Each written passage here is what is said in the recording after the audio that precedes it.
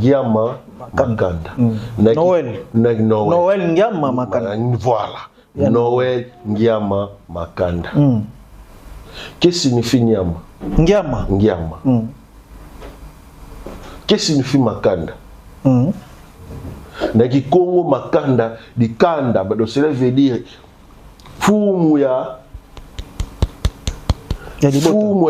libuta. Wera silate, et là on ne bomi musique, et dinga ko boma musique. Musique et pesa batu mbongo pour na ba contrat. Et ça, un contrat, mon côté, signé à ma casse collègue pour la tournée européenne. Ok. Il y a beaucoup de musiciens qui ont mis les lots. Ce sont des bateaux qui ont influencé. Porte-monnaie, manger qui est bon. Okoya pas nanga tinanda. Et que ça, les mélanges bisika ozali. Du moins que le beau bengi sanga ou invité nga. Pourquoi la première transaction ça s'est fait dans la ville au Moutazalaka? Ok. Pourquoi? Parce que on utilise zélo auto ni attaque. Nous sommes la maganazé, mabélé, au rosaire, vous allez acheter plus de 1000 quelques pasteurs, dont des prophéties ersatz et puis dont des guérisons totales. Pourquoi? Parce qu'il y a beaucoup de gens qui ont tant batu bauti na mboka baye babandi ko lubeza biloko ba bien na biso bana bokomi ko s'entretenir bokomi ko côté ya papa non bokosila pourquoi? Parce que famille ko réclamer biloko na bango. Chez nous na ba Congo nous disait que moi nazalaka ya papa, moi nazalaka ya maman, nazalaka papa. C'est vrai, c'est la spiritualité. Bana oyo, pourquoi? Bazalaka, ceux qui m'ont utilisé pouvoir ancestral, ils comptent beaucoup plus na ba neveu na ba nièce que bana nae. Ceux qui peuvent beaucoup faut batika ngo mingi na ba neveu na ba nièce. Pourquoi? Parce que les gens ont c'est net moment bozolanda biso na Ismaël Télévision, notamment na Arc-en-Ciel, na chaîne na biso YouTube Princesse Eliams, je salue bongo Christian Vangu, papa Bombo Vangoulé. En tout cas, les lots na songo mingi ya koyembela bino, c'est la toute première fois Père Zola. Qui est vraiment Père Zola? Pourquoi Père Zola? Alataka toujours nzambala neto benga bongo soutani ya basango. Est-ce que vraiment Père Zola aza sango ou pas? To sola pe mo muke mamutali temple de chamanisme. Temple chamanisme. Eza vraiment ni parce que ning bazo kaka temple chamanisme pouvoir réel, c'est quoi? En tout cas, to sola pe marambu ya Weranson Ibwe de la forêt azongi vraiment au top.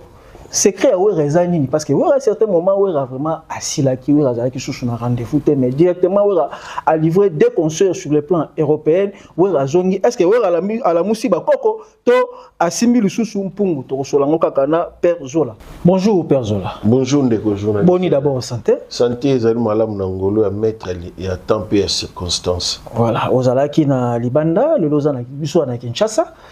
Bato Bazola na biso bakoluka pena baeba. Qui est Père Zola? Voilà. Merci beaucoup. Père Zola, na vie normale, je suis un responsable père de la famille.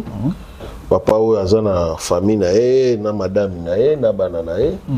Ceux qui tozongi na monde na tozongi na spiritualité, de Père Zola a changé, a commis siko guide spirituel ya temple chamanisme.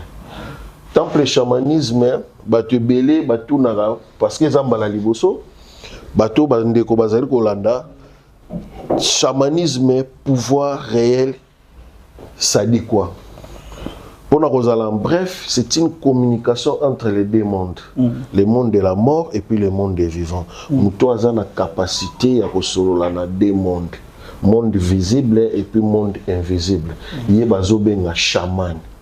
Pour nous comme un chaman et seigneur qu'on a initiation, il y a chamanisme, pouvoir réel, les vrais magie. Voilà. Pour nous comme un chaman, tout dans les enseignements, il y a chamanisme, pouvoir réel. Dommage, on a sa classe T. On a za kinoa na botem na kisasa, papa na mama bakufi, oncle kozonga meminga na kisasa na matadi. Tanga meminga na matadi, j'étais ma 5e, plutôt 6e primaire. Tant on a silisi école primaire, de oncle a tindinga na petit séminaire. Petit séminaire, ba oba ebi kimpese, sur ba koti na maidi.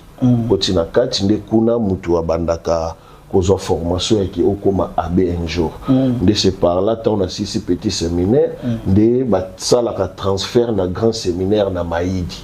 Voilà ce que qui sont au côté de moi kati nde kuna maidi ezali tant on a qui na grand séminaire nde sika na kende kozwa initiation ya chamanisme et pouvoir réel les vrais magie. J'étais initié par un père, il était blanc. Il s'appelait Monsieur Albert Davichi. Voilà, ce qu'on signaler quand même le petit séminaire, tu vas comprendre. Petit séminaire, au Kenya, on va attaquer ça. Non, petit séminaire des années. Ce qu'on le c'est école primaire, des déjà l'école secondaire, que ça prend des comme qu'on former petit à petit. Ce qu'on c'est petit séminaire, ça le matis koyo na école humanitaire, des kuna ce qu'on soit sous formation, des kuna batu babimi la kabasango. Ok. Mais na za sangote, totalité ni na lati, les années côté na ba sango parce que nga na kataka mais Albert Davichi bimisaka nga pour apesaka nga livre autobengi tambour magique tambour magique ezalaki na ezana 503 pages tanga apesaki nga ngonde singelaki na bima direct alobi yokoza so sango te pas à l'époque ba sango ba bande ko botate et loko atiraki nga mingi na landela yango parce que asalaki lokola le comme si voyance abino bobotama muke komo lingo za sango ebi ke biso to botaka te pour à l'époque oyebi bande ko botaka te de ce par là na acceptaki na ju tambour magique na bimi na grand séminaire na zongi nga na mboka na ndoko za na matadi tant na komi aibsa nga to komi kuna mutako tuno ta ko lobate nzambe azanzambe ya mystique muto atindaki nga kuna atikala ko lobate ti lelo j'ai commencé maintenant à kozwa tambour magique na bandi formation. Yango itina ko kata classe. Yango na katela classe. De monsieur Albert Davichi abando sala la disparition na maidi apparaître na kata chambre na nga po na ko initier nga chamanisme pouvoir réel.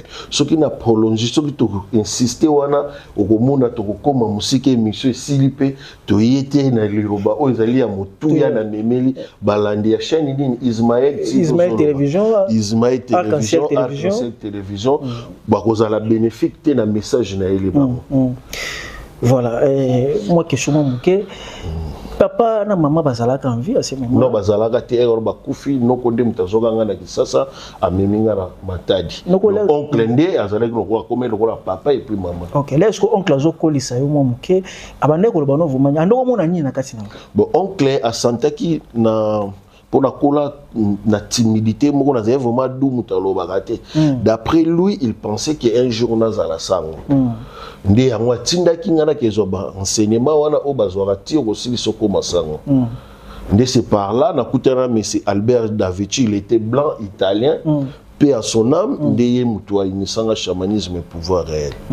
Mais la carte chamanisme pouvoir réel ndenge pe na zaboye nga pe na initiaka. Mais sauf initiation à temple chamanisme ezo senga mutu azali chaste to mutu azali vierge. Mais soko passa déjà na sexualité ndo kozwa formation accéléré parce qu'il y a une différence entre l'initiation et puis formation. Formation c'est le rôle à cycle court et puis initiation c'est le rôle à cycle long muto bandi na début parce qu'il n'a pas tant na banda que on a zalaki chaste na yebaki mubalite nde muto aza chaste vierge nde initiation ekovanda parce que muto aza initié na temple chamanisme aza na capacité ya kobikisa ya kobongisa mais mutu oyo azu formation azaka na capacité ya komibatela ye moko tona libota oyo eza propre biologiquement ya ye c'est un peu ça na koloba bible il faut mutu azala chaste to vierge mais na Kinshasa to na mokili komi pasi pour mutu azala chaste to vierge comment ba mususu baza chaste to vierge te ba ko adhérer. Merci bato basaderaka mingi ezali lokola yo au CPL peut-être na kobikisa on a bikisi to na on a pesio au moni à moi na ngape un jour à cause de la connaissance azo kende classe et puis azo kozo initiation dans les bas âges to bandaka pété bano bazana moins de 12 ans non faut de 13 ans jusqu'à l'école surtout mingi tozana mibali tozana mibali be misho koyana oyana ba vidéo ya temple chamanisme au mona koma batu bazali ko émerger bazali kozwa formation na bango to initiation auto bengi initiation pona kozala moi lombango eloko ememinga na Ismaël TV je vais avec Psaume 143 OK bandeko bazolanda nga na kotia bino na défi na pesi Psaume 143 là maintenant je parle des cas spirituels OK ba maladie incurable nazolobela ba maladie incurable je parle pas des cas physiques nazolobela ba cas spirituels bato bazana blocage familial bazana ba lien familial bato bazana ba lokoti ba semence ramasser na nzela ba semence mususu ya kapé na kati ya libota yo papa bimana mwana na yo vi na ebeba yo maman bimana mwana bato jeune garçon parce que beaucoup de gens les loyo ba koma ko benga soki ba sugar daddy ozo bimana papa o akoboto to na maman akobota ça na ben inconvénient na monde spirituel ozo benga ça la transformation na yango tozali ko benga lien comme un lien sémence. Ça c'est fort. Sémence wana soki efandi na kati nzoto mutu o émerger o koli nango évoluer nango et causera ba problème ebele. Je parle de Psaume 143.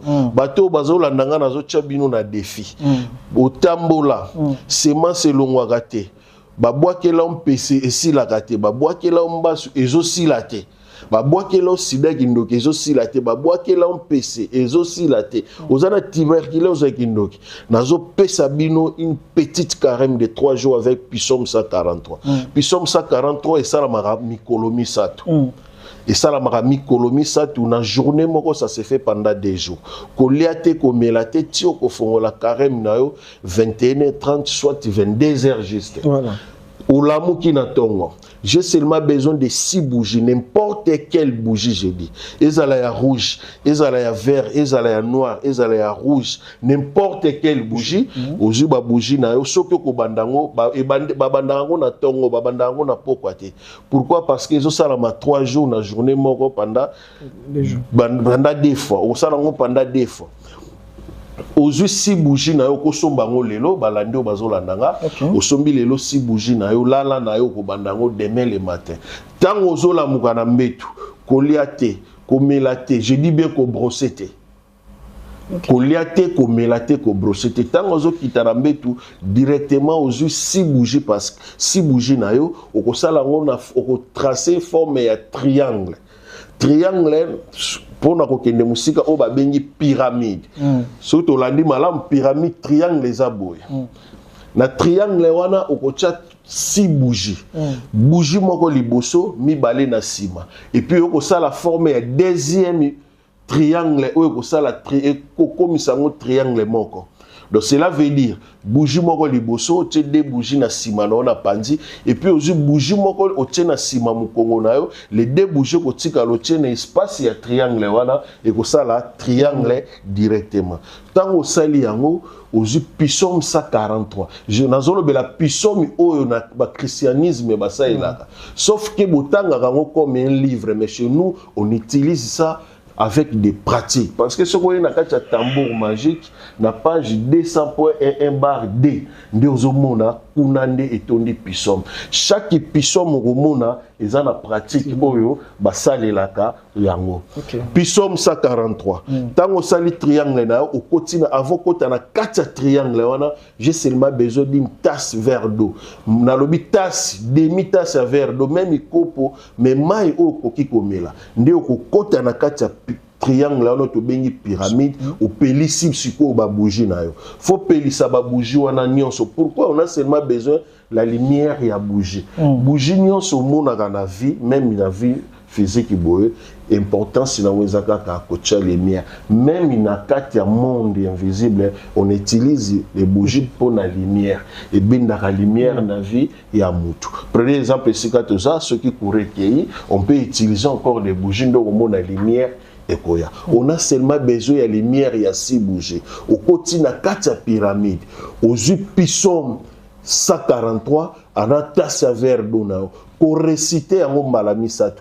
Pour réciter, cela veut dire qu'on relire. Au bandine bandeli. Tina souka place et souki na chapitre 12. Ndeko souke la wana.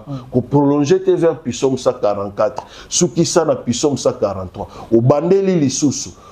Si la 2e fois, si la 3e fois, nous koloba amen, amen mbalami sato. Je parle des cas spirituels, ma maladie incurable, bozana balien famille obo tatate. Je parle des cas spirituels, pas des cas physiques. Okendana kolongola zemba kato ba trompe, ba baluso ba trompe, nazolo belabinote. Je parle des cas spirituels. Au tamboli no hôpital balobi ki okobota mozozo azenité. Psaume 143 est là. Au kotina kati, au récité mbalami satou, aux uta saver douana, ndambo meli, nyosho tikali sokola elongi na yo. Ça s'est fait pendant 3 jours. Na journée moko sala mbalami balé, soko salia mona tongo, au sala mona poko après au fongoli carême, ndio koki kolia, ndio koki komela. Na tchil ndeko journaliste na tchil bango na défi.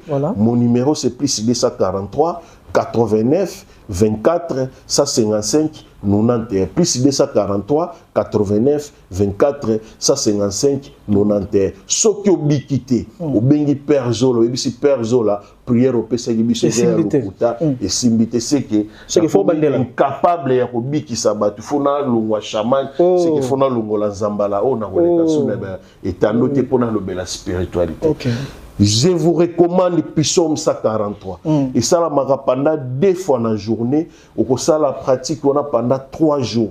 Pour réciter Psaume balami satou, aux uta saver donayo ndambo meli, ndambo sokoli, na pesibino bonne chance, ou ya kobikate, c'est qu'il n'a comme incapable de guérir malade. Voilà, la question, pourquoi Père Zola utilisera toujours Psaume 143? Pourquoi? Non, merci. Amutuna. Na zana ba psaume ebele o izana katia livre ya bango ba bengi soit disant Bible chez nous izana katia tambour magique.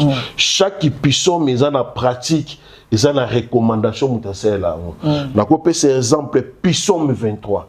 L'Éternel est mon berger, je ne manquerai de rien. Wana nakoya la fois de nakoya ce qui tozu sous chance na kopé c'est explication comment ba utiliser kango. Psaume 23 muto ya tamboli azuba seva côté ci na ba société ba entreprise ba retenir été. Mais avec le psaume 23 mutakozo musala dans 3 jours ya pamba na pétenir. Mais ça la pratique ezali na pratique na utilisation nango wana na bombi secret o azana posa na ngwa ko ikobenga na plus 243 89 24 155 91 à la fin plus 243 89 24 155 91. Donc psaume nyo c'est na pratique ils na utilisation nango sauf que na kati ya christianisme batanga ngo kandeti livre. Pourquoi? Parce que ba bombela bango secret comment utiliser. Soko ke na église catholique ils na secte za na kati babengi Sainte Rita. Na kati Sainte Rita, il y a aussi des pratiques ya ba psaume ou basalaka ba yebi secret ou ba zo renseignement nango ba yebi. Mais chez nous au temple chamanisme ils na kati les 652 livres de psaumes, les 152 livres de psaumes ils na kati ya tambour magique. De kuna ils na chaque prière ils na ba pratique nango chaque prière ils na ba psaume on a ba psaume 53 prenez exemple muto azana pour sa promotion ya musala azana pour ça azwa promotion amata grade ya musala psaume 53 ezana mais sauf que kotanga ndenge ni comment ko utiliser ngo eza ba secret oyo ebombami na kati ya tambour magique ndi na pesa ka batu oyo bazana pour sa formation ndi ba bezala ka bénéfique nango. Pourquoi? Parce que na kati ya formation okoko mama obandi kozwa enseignement en ligne. Ben chelon ni mutu fa ça la po aya kozwa formation. Il faut non, ce qu'on est aux formations ça dépend de la capacité à cerveau ya mutu. Mutu peut-être monsieur pas la capacité on a mais azana emploi du temps. Aza trop bis, azo travailler mingi, yango peut-être comme même 3 mois. Mais limite malheureusement mais ara 1 mois. Pourquoi kuna ezaka ka formation comment koko komi batela yo moko na libota na yo. Comment yomoko ou dégager les énergies négatives et puis attirer les énergies positives dans la vie. Parce qu'on a la question moko Père Zola. Batonyo so ba senga ba ko par exemple formation. Est-ce que mutwana réellement fois à la kaka abengami parce que nzela to babi ba nzela ya spiritualité senga rapé muto za la mopona. Ba yala msu na nzoto na yaza ne loko. Est-ce que c'est nécessaire kana muto abengami to na muto même si avant au mama to za ne loko to bengi contrôle spirituel. Contrôle spirituel les alliés locaux là mutake ko ça examen hôpital. OK. Azo abaki ça sa consultation hôpital. Azo bati azo sentika ba douleur ni nezo déranger. De ce par là ceux qui nani laboratoire a sali ces examens reçoit document na pesi na docteur ndi docteur ko sala analyse ba kisi ou ba komera l'ordonnance. C'est la même forme na kati spiritualité. Tango passer ne loko to bengi contrôle spirituel. Ndi na ko yeba okoki ko toucher en auto koki ko toucher en auto. Pourquoi? Parce que ça na ba pratique muso ko sala la délivrance familiale na kati anda ko yomo. Mais faut maîtriser et vendre. Ce que vendre c'est très aussi dangereux. Pourquoi? Parce que na spiritualité na sala je parlais souvent sur des énergies. Les énergies positives et puis les énergies négatives.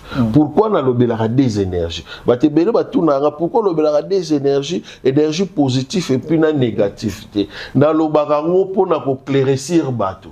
Pourquoi? Parce que na mystique na salaka nyonso koki ko somba yango na énergie positive pour zala na inconvénient na danger te ils en a condition te.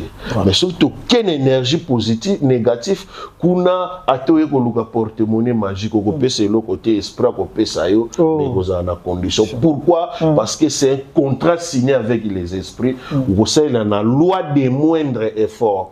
Na mutoke esprit a pesa on dia ko senga pe oya ligné. Mais surtout que na positivité kuna on va parler maintenant sur la divinité. Ce que personne là ozo pratiquer magie, tout pratiquer bonzambe. Je dis bien, je fais la chamanisme pour voir réel, les vrais magies. Ce que je fais, c'est la magie. C'est la magie. Dommage, beaucoup de gens bazo le kabazo ko lobela ki nga zanga nga bukoko. Nga na za non.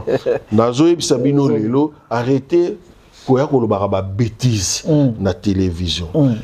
Centre ya mystique base na ezali na kati monde astral.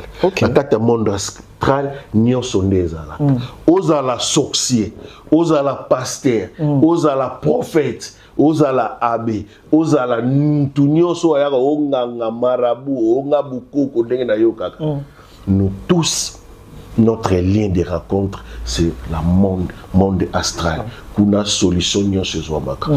Kobonga, kobika, libala, bomengo, bozui, nyonso promotion succès, nyonso base za na kati ya monde astral. Kuna ndeto kenda ko senga nyonso. Aujourd'hui, je vois beaucoup de pasteurs bazoleka na plateau, ils viennent de dire que ngana za prophète. Ils faisaient des cabales, bazosala ba magui, ba montage. Pourquoi? Parce qu'il y a moponamité. Vous voyez, avant qu'on benga ma pasteur, avant qu'on benga ma prophète, il faut avoir appel dédié à vocation. Nzambe, si moi qui m'a watangela, puis Jésus-Christ a tangela. Et le ma christianisme aujourd'hui c'est la théologie. Théologie, c'est que la Bible. Je sais pas ça. Pas que la Bible, comment va escroquer bateau, comment va tanga la Bible. Mais je te dis ce qui est vrai. Fort. Non, je te dis ce qui est vrai. J'ai des preuves tangibles dans le téléphone pour dire qu'on a. D'accord, on a plus de 1000 quelques pasteurs dont des prophéties exactes et puis dont des guérisons totales. Pourquoi? Parce qu'il y a une ponamité. Muto azaya ko ponama nzamba chaka nyonso a vocation na kati na ye, il peut guérir toutes sortes de maladies avec la parole. Il peut encore prophétiser na mutu parce que nzambe sa fongola qui est troisième et abagisa qui troisième letoi. Vous voyez? Voilà. Mais bango bazo sala ba kabage kolanda bango de toutes les églises. C'est 100% d'églises tous en monde. Nous pouvons avoir seulement 5% d'églises à la malamu aux Nzamba pona, les restes ce sont des faux baluka rabiso. Oh, bayaka pena ve. Bayaka. Pasteur. J'ai des témoignages na kocha parce que peut-être cause l'interdit puis na biso na chaîne na ngana chaka. Na linga suko collaborer na bangote pourquoi? Parce que ce sont des margoulins, ce sont des aventuriers, ce sont des menteurs. Ce sont des menteurs plutôt en tout cas. Pourquoi? Vous avez signé contrat na temple chamanisme pour na don des prophéties exactes, pour na tirante ya popularité en église na yo. De ba professionnel non so ba ozwango. Mais oui. Comment tu peux prophétiser dans mon tout? Il faut un coup de pouce. Il faut pousser au fond là pour mon ou il est qui lobby na vie à mon tout. OK. Sans plus tarder, pour un peu évoluer, je vais maintenant éclaircir bana membre Israël Télévision. Bateau bazolandangai. Botika komiko sam. Je parle maintenant des choses sérieuses. Est-ce que, parce que je m'appelle les Papa Zola, est-ce que la porte-monnaie magique existe? Tout la portefeuille du bonnet, ça existe. Oui, ça existe. Mais nani a koki ko simba yango, tout nani a koki ko simba yango. Pourquoi na lobi nani a koki ko simba yango, tout nani a koki ko simba yango? Pourquoi vous avez koleka na mutu oye ko luke loko pa na ye, ye moko nano azana ba problème spirituel, il vient de parler de bêtises pour ça qui ba gri, ce qu'on appelle les démonstrations, ba yaka ko somba, ba kenda ko monter parce que beaucoup de démonstrations au monde, ils ont des démonstrations ba yaka ko somba. Voilà. Dans un des preuves bateau na tekela. Aya bêti démonstration, vous croyez qu'il a commis homme fort. Or, ils ont des démonstrations, il n'a même pas la capacité, possibilité de guérir maladie, tu as coupé sa moutoise et ça. La porte-monnaie existe. Nous avons deux sortes de porte-monnaie. La porte-monnaie magique et puis la portefeuille du bonnet. Okay. Les deux, ça existe. Moutako sabinoté. On ne peut jamais signer contrat avec un esprit pour du bon. Pourquoi nous sommes des éphémères et puis les esprits restent pour l'éternité. Nous sommes contrat, il y a les belles ratés. Je parle maintenant de la porte-monnaie magique. La portefeuille magique, c'est quoi? C'est une portefeuille qui produit l'argent chaque jour. Ils allaient portefeuille où ils sont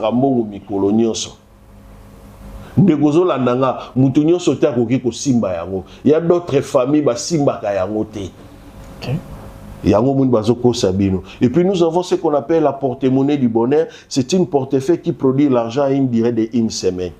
Lié à Bimisarambo, prenez exemple, aujourd'hui nous sommes mercredi, non?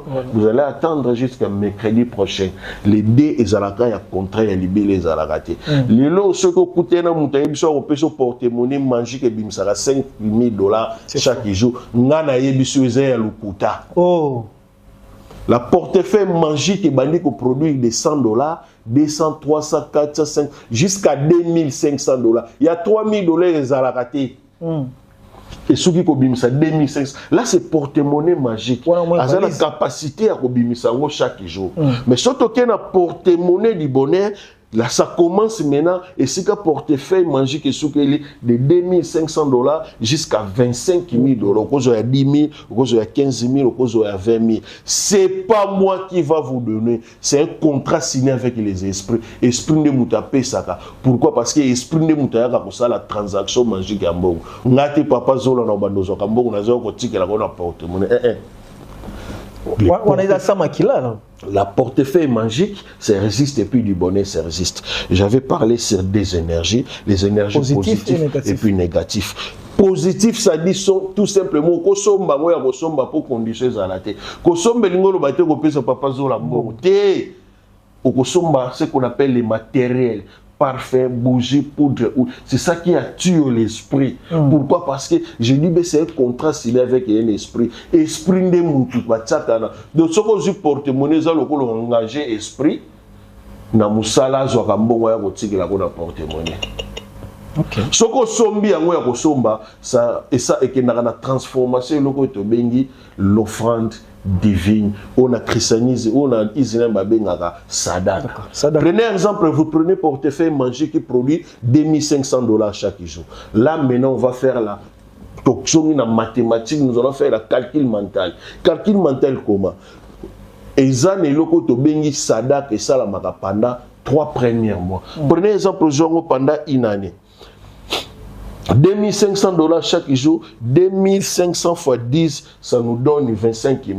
25 000, 2,500 fois 30, ça peut nous donner dans les 75 $. Chaque mois. Dans chaque mois, on joue 75 000 $. Nous avons seulement besoin de 1 dixième, ce qu'on appelle 10%. il y a mbongo pendant un mois. Surtout qu'il y a un calcul mental, vous allez voir que 75 000 $ de ces Big Sabbath. Puis sommes 143, ce que comprend les pratiques malamuté, ndeko journée ce que tu as numéro ana, na bande passage, baza na facilité ko zongo facilement. Papa Zola na comprendre qui te pratique au pesaki na ko expliquer au malam na ko tindi doit être dessin pyramide ne basala yango, posa na facilité ya ko réciter yango balami ça et puis ça se fait pendant 3 jours. Merci beaucoup. Voilà, Père Zola moi mbota au pesala. Na pesi mbote na balandi ya chaîne nyonso ya pesi mbote na ba oyo pe ba koya ya sika kati na bino mbote na bino. Moi c'est Père Zola, beaucoup de gens m'appelaient Pesa Makambo. Voilà, merci beaucoup Père Zola Pesa Makambo. En tout cas biso comme na biso déjà na suka na pesi merci mingi na BG Manda Accept Royal ya presse ya mboka pour l'assistance na pesi merci na les grands caméramans mutu ya Christian Vangu papa Bambo Vangule na pesi mbote papa na Liams na pesi merci mingi na Betty Chikela ma fille ne na lela au fort moi na ngaka moko na tikala na ye o pena ya liki na ndenge Jésus Lobaka. Voilà siko wana Betty Chikela. En tout cas bino so bolanda ka biso bo continuer toujours pour s'abonner na chaîne na biso YouTube et puis na page na biso Princesse Liams et puis na télévision bo benga Père Zola yo mto za la problème o mona ki ba difficulté zo koma mingi benga Père Zola yo mto za pe na posa ya ko adhérer na temple chamanisme yaka benga Père Zola ayambaka 5 sur 5 en tout cas numéro zawana boko benga Père Zola ngana suki bongo awa en tout cas tokutani na mbalasi masoki Yesu Kristo azonete bye et ciao suite à la prochaine numéro. Merci.